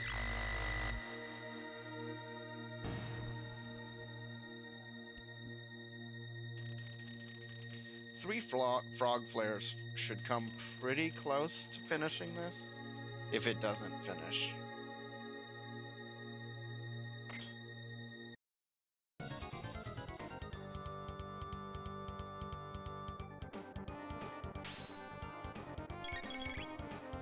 Now, one other thing, we didn't really mention it much, and I don't think it came up during the seed, but because there are less key items that are important in a Legacy of Cyrus run, sometimes you'll finish a key item check and you'll just get a high tier piece of loot. So that's just something to keep in mind. That is working as intended, and hopefully it'll be something really good that makes a big difference for you.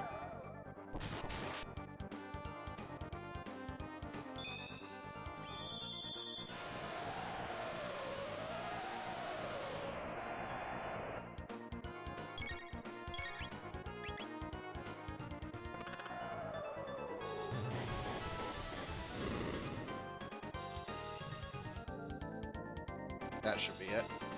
Alright, we made it with just enough MP too. Frog Flare is very powerful. Even more powerful if Frog's low on health. And there are a couple times in the run where that can be handy. It's typically not handy in most areas of the game because it's too much of a gamble. But there are areas where it can be useful. So real quick, we do have to ether up because we're going to have to get through a few fights in some of the areas up ahead. So I'm just getting enough on them to like make sure I can get through a couple fights.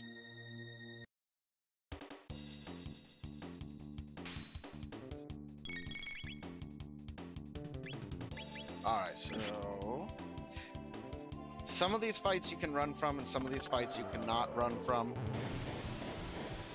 And that is one of the things that is really helpful to memorize.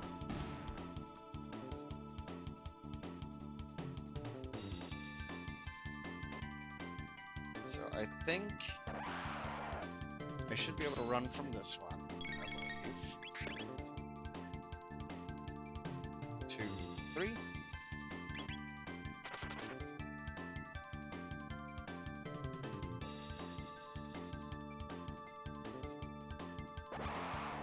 And we should be able to get through quite a few of these fights. There, I accidentally entered the item menu, which means my item menu will be all messed up the next time I use it. I'll have to hold R1 to scroll back up to the top to be able to.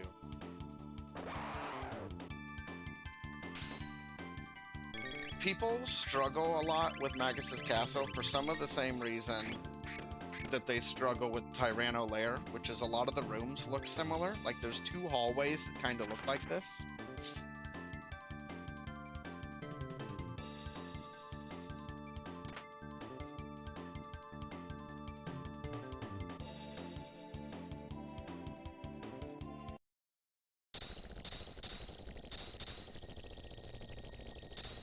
So unfortunately, it doesn't do us any good to set Frog up here. Because the next fight is against Ozzie's, or it just doesn't help us here. Because I played around with it for a little bit, trying to hurt Frog, but I just don't think it's worth it in this particular spot. Though it can be worth it at the end of this scene. So this is the first, what I call Donkey Kong room. If you're not moving, enemies can't start a fight with you. So one of the biggest misnomers in this run is there are several areas of the game where you can avoid a fight by just standing still. This room, I'm very good at this room. I've practiced this room a ton. This is the route that works best for me and that I find to be the most consistent. Other runners have their own ways of doing it, but I have found you walk down to here, you go to here, you go down, right to about the middle, and then you run up, and then there's another hole right in front of me here, so I'm gonna kind of run off to the right. So, I kind of want to jump down and show you where that last one is, because, oh, it doesn't work once he's gone, so I can't. But, yeah, I've got a lot of practice at that. This room, you really got to be quick. So if you stutter at the beginning, you may just want to reset the room. Here, hold up, and that'll skip that like, every time. Doesn't have to be more complicated than that. This one is a little more complicated. You need to get your 3rd character in front of this bird so that he'll walk out, and then you can run past. This one, super easy. Hold up, you'll skip it. That is Donkey Kong Room 2.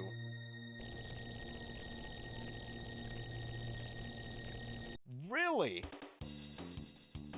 Lord Batsy letting us know, you can also use the strat on the 3rd bird with the 3rd character. You can use that. So see, you can't run from this one, but I think you can run from the other fights in this room. But yeah, I didn't know that you could put your 3rd character in front of the 1st bird. That 1st bird is a jerk. I hate that 1st bird. all my homies hate that first bird.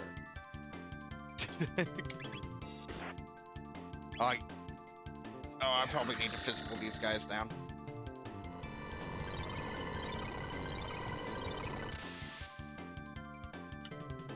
Nope, that should work. Jerk bird for life.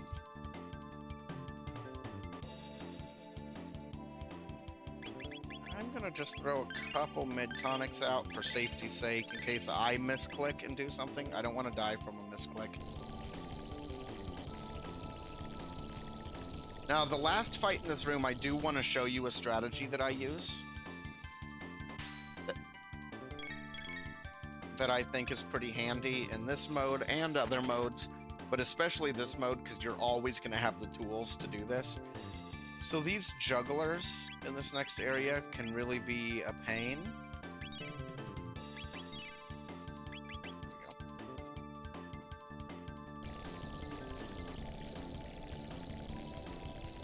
Frog Flare. Okay, here's the dirty secret about Frog Flare, Marshana. Oh, real quick, let me explain this. So, jugglers, they either have physical or magic defense, and when you hit them with what they're weak to, they switch defenses. So what we're gonna actually do, or if you hit them at all, so what we're gonna do here is we're going to use Dark Matter on Magus, Frog Squash, which is a physical tech, and then we're gonna switch to Flare for the third one. And no matter what they start off as, that will finish them all.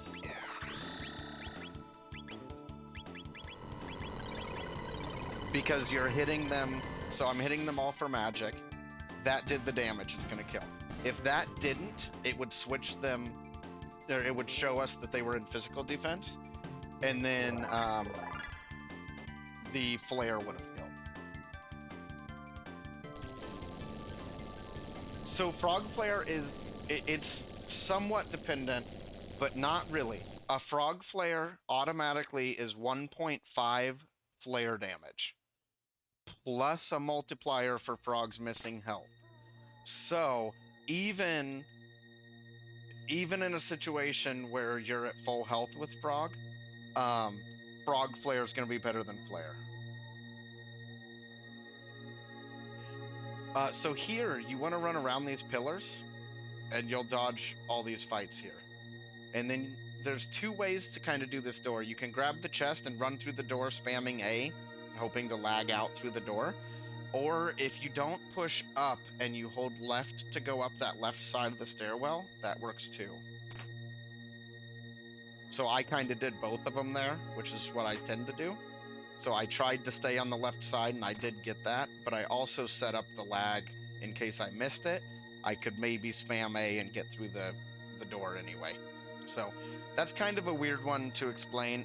When you get there on a seed, make a save state, finish your seed, and then go back and just practice that door a couple times. It's not terrible, but it is something that is super annoying, and it can be one of those things where if you're not doing it all the time, or you don't sit there and practice it for a little bit, it's one of those rooms where you go, I don't understand why this works sometimes and sometimes it doesn't.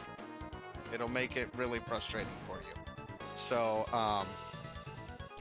that would be something I would mention for that section. There's a few other areas in the game that are like that. Lair has a couple skips like that. It's really important with those that you understand why they work or why they don't work. So that, because otherwise it can be incredibly frustrating if you're only encountering that area once every 10 seeds or something, or once every 5 seeds. It's really hard to pin down what you're doing wrong in a seed. So don't be afraid to make save states and return to them later.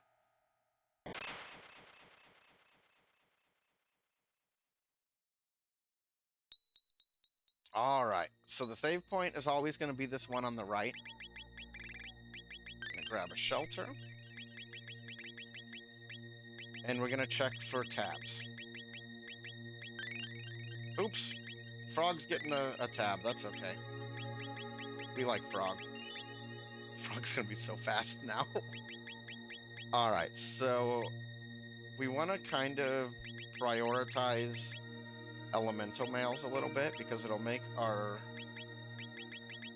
this fight a little bit easier for us. So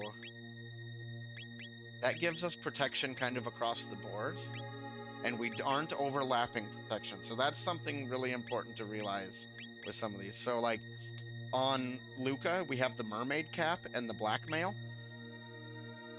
We have the dark helm on a different character because you don't want, and the blue vest is here. So like if we had mermaid cap and blue vest on the same character, then you're wasting the mermaid cap pretty much.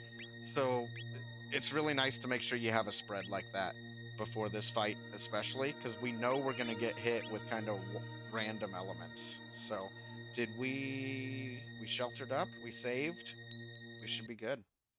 You can fight these bats if you're like just a couple tech points away from like leap slash. Like it's not going to get me 700, so I'll probably skip it. But that can be handy. The other thing is, oh no, the Grand Leon applies the debuff now. We used to have to switch, but I don't think you have to switch anymore. So we used to have to re-equip the Masamune one, but I believe that has been changed now. Who's it gonna be? Well, it's about time you showed up, Chrono.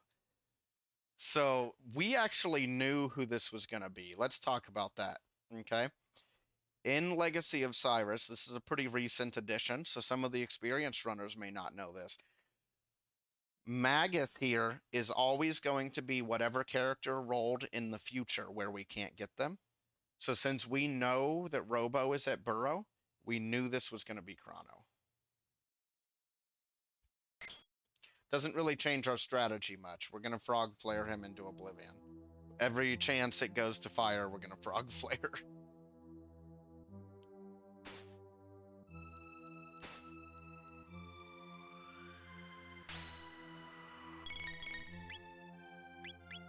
So first things first, we're going to attack to apply the debuff from the Masamune 2, or the Grand Leon as it's called in Jets. That does not reset the barrier, so we're going to attack again to set it to water.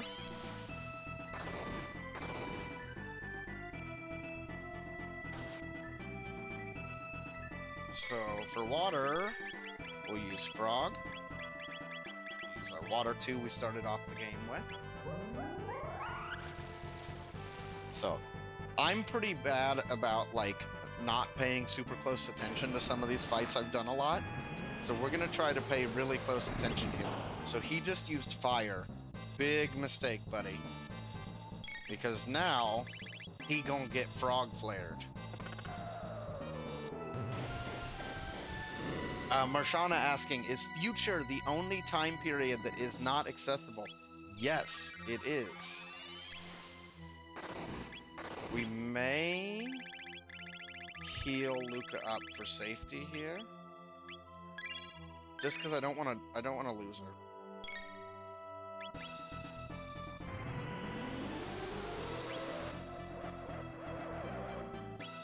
So I'm actually just gonna auto and hope he turns back to fire.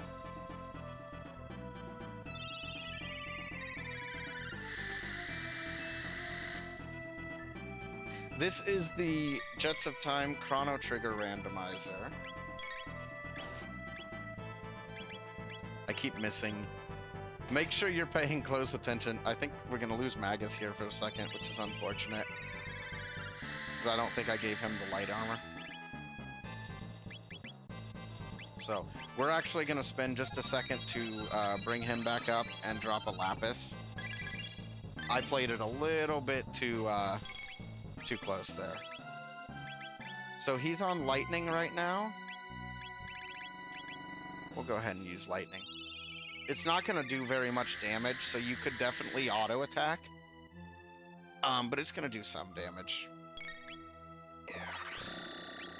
Okay, this is nice because that pushed him over his health. So that's going to actually put him where we can just do as much damage as we possibly can now. He has about 10,000 health. And we're doing a bunch of damage with Frog Flare. So Frog Flare should get us through this.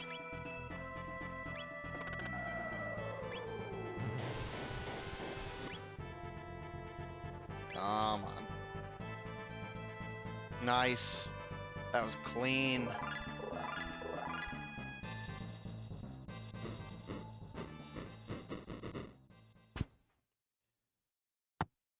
So the only thing we have left now is to do Ozzie's fort. There it said, the barrier at Ozzie's fort has been neutralized. That was pretty clean. I made that mistake at the beginning where, like I said, sometimes I get into autopilot some of these fights, and I wasn't paying as close of attention to what barrier he had up. Otherwise, I could have gotten through it a little quicker. But that should be fine. So we're gonna head to Ozzie's fort. Ozzie's fort is a pretty quick dungeon here. It's not even a dungeon, it's a boss rush. But so this is the last section of the run. We're gonna real quick run through our gear and make sure everybody's got their best on, their Sunday best. We want fire protection where we can get it. I really like the speed belt. We're gonna put moon armor. Yeah, I think we're pretty much gonna leave everything the same as we had it a minute ago. It's really unfortunate. We've only got one red mail, and I think I'm gonna put it on Luca because the counter attack we're gonna face in the final fight is for fire. So Frog Flare is going to be a strong enough tech to, I believe, get us through all these first two bosses in one hit.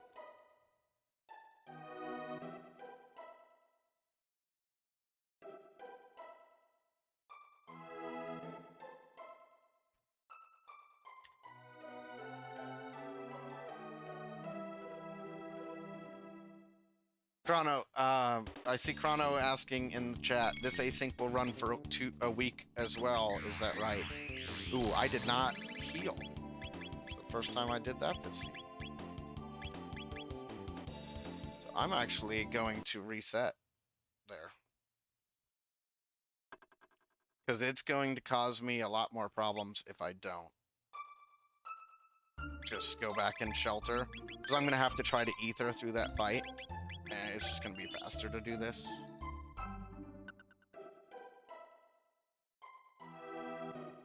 But to answer your question, Chrono, about the async, we'll put some more info when we post it. That's been something that we've been discussing, how long to leave that up. But we'll post some info once we know. Or when we post the async right after this. So, but we will be posting an async of this category for you guys to try out and see. The only thing we really didn't do was trial the Prism Shard quest, but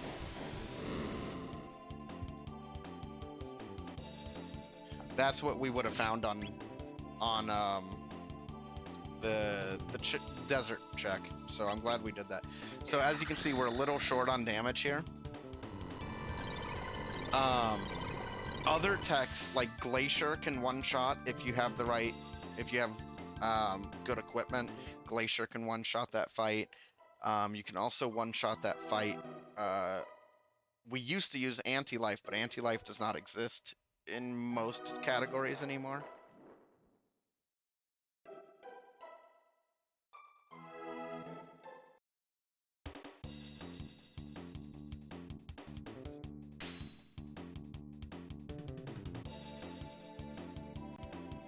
I always thought this room was hilarious when I was a kid.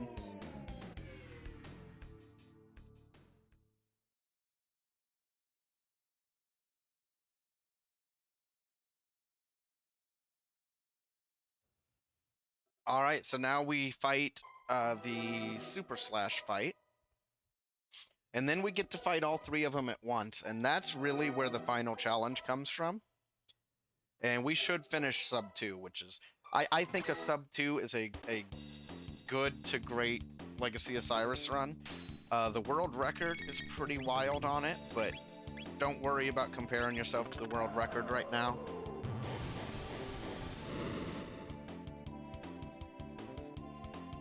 See, I think he has 2,500 HP, so we're like 50 damage short.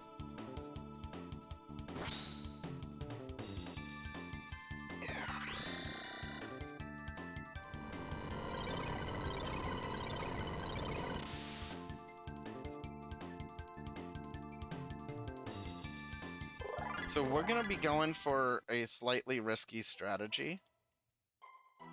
So I'm actually going to run back and save real quick. This is not something I would do during a typical run, but I don't want you guys to have to watch me like run through this dungeon more than the one time. In a regular seed, I would take my chances and I'd run through. I'm also going to switch Frog. Oh, I can't switch Frog. I think I can switch Frog from this menu. Cool.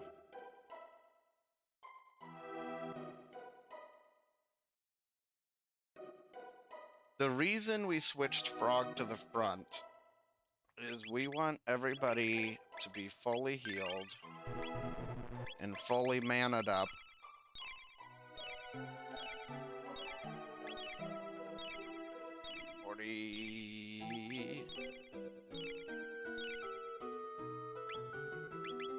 Excellent. We want Frog at the front so that when we go for this chest, Frog gets hit down on health.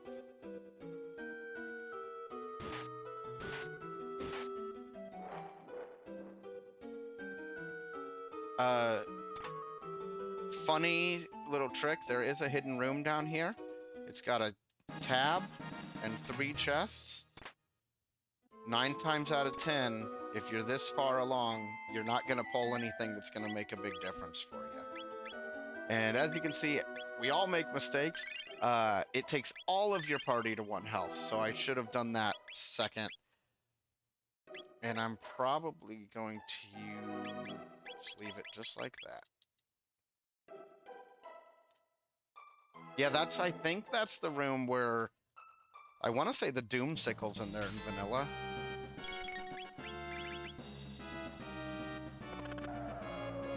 So we're frog flaring here, which is a very strong strategy that's very risky.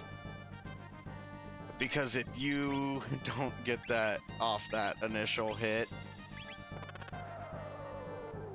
but you can one-shot those 2 guys.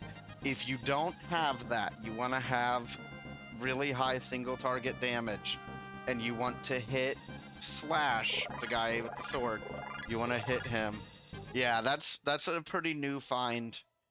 I think Akuhish discovered that for Legacy of Cyrus, and it's pretty game-changing because Luca was subpar before.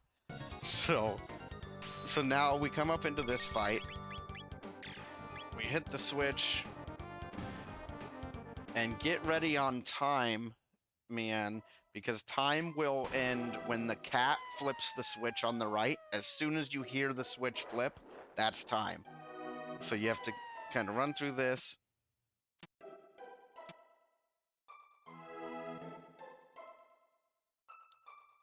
And this is it.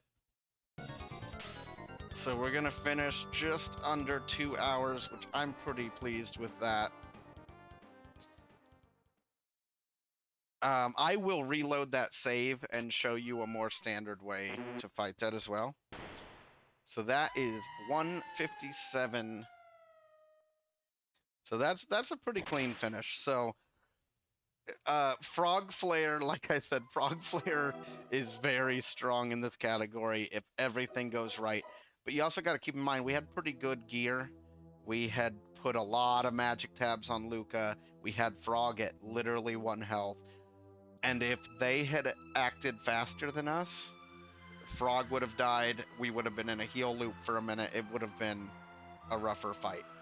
So I'm going to let the credits play through here. And then I'd like to go back in and do the fight one more way that's a little bit more standard as far as that goes. But I do really like the credits because we put some work into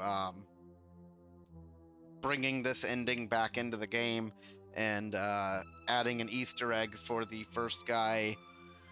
Falcon Hit won the Cthulhu Gauntlet we did a few months ago. We did a month-long tournament, and the winner of that they faced off in a race of this when this was a new flag.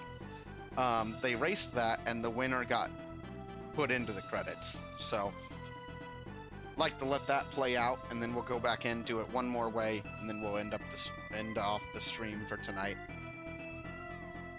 And then there will be an async posted of this category, and I highly recommend everybody check it out because it's a great way to use parties you wouldn't typically use.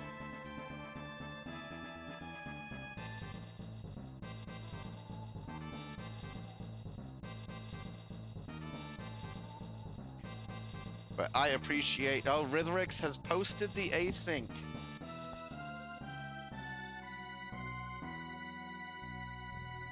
Alright. I thought these credits were perfect for this run, though.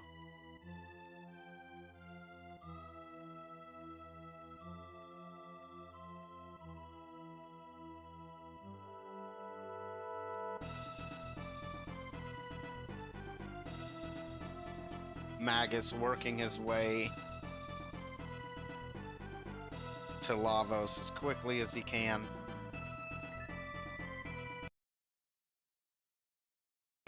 Sorry, my controller disconnected for a second.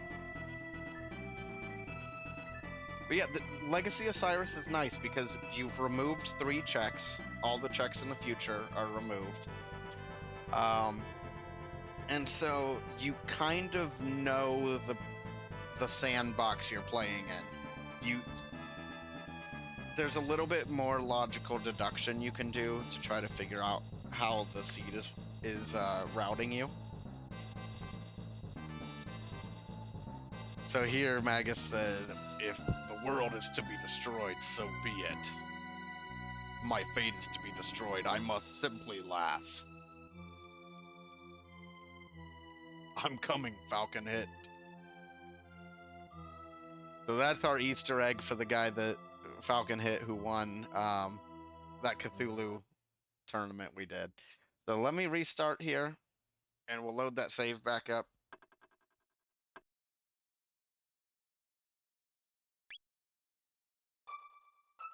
And I'm going to show you like a more standard way of playing that. So,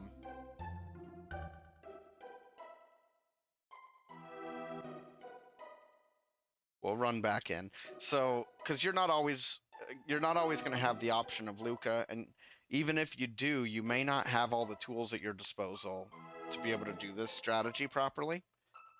And so let me show you what a more realistic fight there looks like.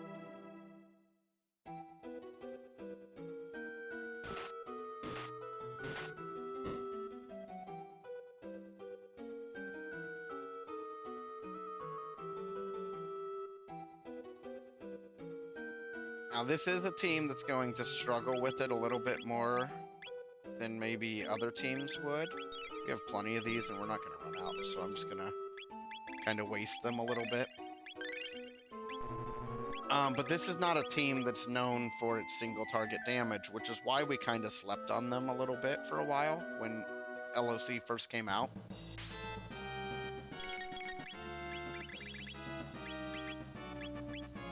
Alright. So I would... Mega Bomb's gonna hit too many of them, so we're probably stuck using fire in this example. And then we never did get Leap Slash. So this is a team that would struggle quite a bit with this. If it weren't for Frog Flare being so good when set up properly. But so, you're going to get counterattacked by fire every time. So if you have the opportunity to find red mails, you can make this fight a lot easier as well. Because you know what you're going to get hit by. You know, as long as you hit slash, you're going to get hit with the fire counterattack. And you can kind of plan around it.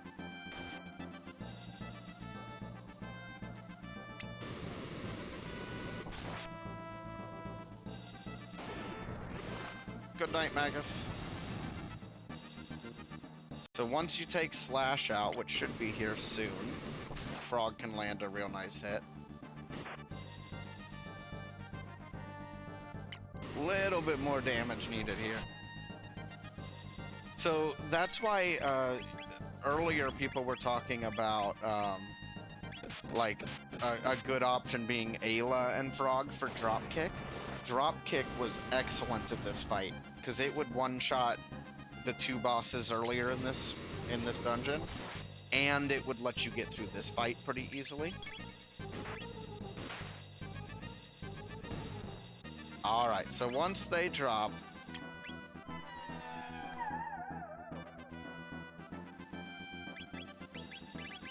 we're going to heal up.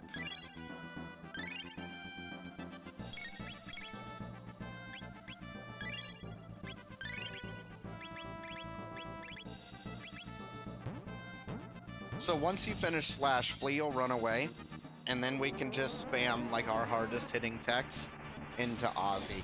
That's a more typical Legacy of Cyrus fight if you don't have Frog Flare and it's not set up just perfectly for you. But yeah, then you just Flare and Water 2 or Auto Attack. Whatever you have Frog doing the most damage, that's what you want to do. If that's auto attacks, or typically it would probably be Leap Slash or Water 2, depending how many tabs of what kinds you've been giving him. But you definitely have options as far as that goes. And then once you get rid of those two, Ozzie doesn't have any attacks on his own. Now we can also find out what's in these chests. And then we'll finish up for today, guys. And hopefully you all had a good time and enjoyed the seed. Legacy of Cyrus is a category I enjoy quite a bit. So it's had good traction over the year that it's existed. And I'm always happy to see new faces learning it and playing it. So this was a lot of fun, and I appreciate you guys all coming out. And I will catch you guys. Hopefully, I'll catch you on Twitch playing the async, because I think that'd be a lot of fun to watch. You guys all have a good day, and I